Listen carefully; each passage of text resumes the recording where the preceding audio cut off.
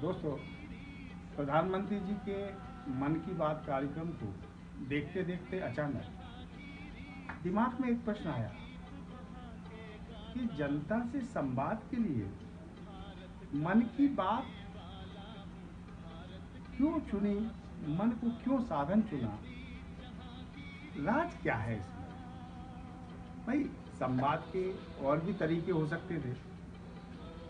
जैसे विज्ञान का युग है तो विज्ञान की बात के जरिए जुड़ सकते थे, ज्ञान का युग है तो ज्ञान की बात के। ऐसा क्या राज है कि मोदी जी जैसे इंसान ने मन को संवाद का कारण चुना।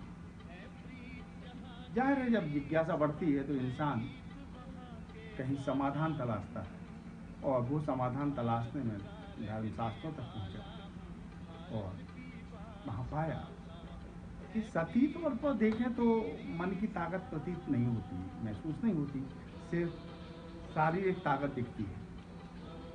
लेकिन इसके मर्मज्ञ बताते हैं कि मानव शरीर पर संपूर्ण नियंत्रण मन का होता है। जिस प्रकार का एक सशक्त मन होगा, वैसे ही उसका सशक्त व्यक्तित्व होगा। ठीक उसी तरह जैसे एक राष्ट्र के प्रधानमंत्री का होता है, जितना मजबूत प्रधानमंत्री होता है, राष्ट्र निर्माण भी उतना सशक्त होता है। तो पहला विश्व पटल पर ऐसा प्रधानमंत्री देखा जो एक साथ लौकिक और अलौकिक दोनों क्षमताओं का मर्मज्ञ है, जिसने संवाद के लिए इतनी गहराई तक चिंतन किया और एक ऐसा साधन चुना, मन, जो उनकी जनता तक पकड़ को बहुत मजबूत बनाता है। तो मोदी जी के इस असाधारण व्यक्तित्व को मैंने अपने शब्दों में कहने की कोशिश की है और मैं चाहता हूँ कि आप उसको चिंतन करें। गूढ़ है बहुत, गूढ़ है बहुत जो लेकर आया है अनेकों सौगात। अपना ही अपनों से करता है अपने मन की बात।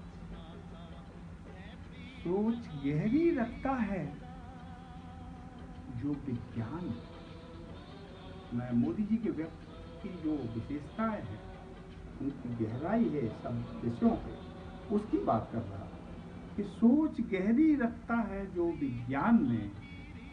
निपुणता उतनी ही गहरी है ध्यान में। दक्षता विशेष है जिसकी सामाजिक विज्ञान में। मनन ने पारंगत बनाया जिसे मनोविज्ञान में। संवाद का तरीका लाए नया इस जहान में।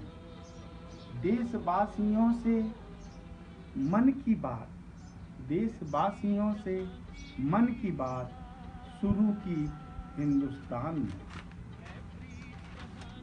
उनकी इन असाधारण योग्यताओं का असर उनके परिपक्व कार्यशैली में दिखता है। सन 1500 में नास्ते दमिश्क ने जो भविष्यवाणी की थी कि भारत विश्व गुरु होगा, इसको सच करने का सामर्थ्य उनमें दिखता है। उनकी असाधारण योग्यता और परिपक्व कार्यशैली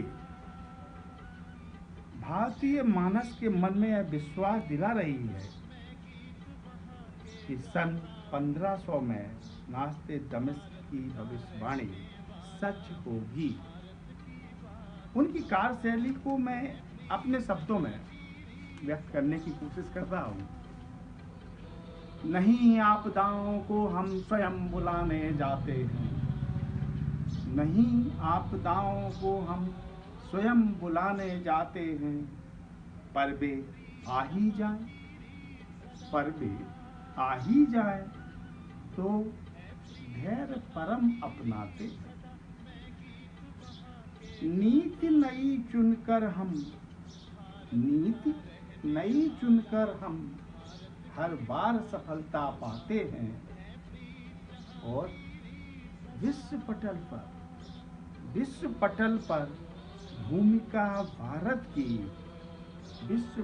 पर भूमिका भारत की सबसे अहम बनाते हैं। जय हिंद।